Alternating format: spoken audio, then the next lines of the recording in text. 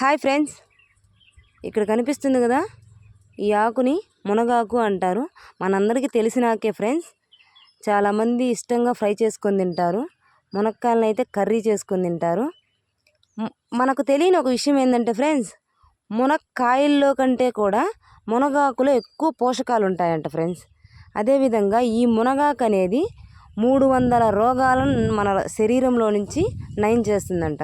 మళ్ళీ ఏంటి ఆ రోగాలని మాత్రం క్వశ్చన్ వేయొద్దు ఫ్రెండ్స్, నాకు కూడా తెలియదు. మా పెద్దవాళ్ళు అంటుంటే నేను కూడా విన్నాను.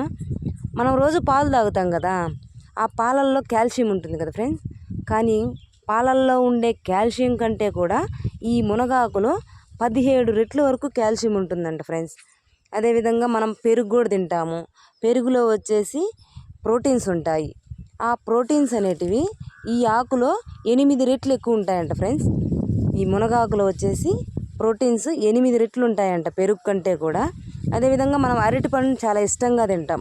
అరటి పండులో వచ్చేసి పొటాషియం ఉంటుంది.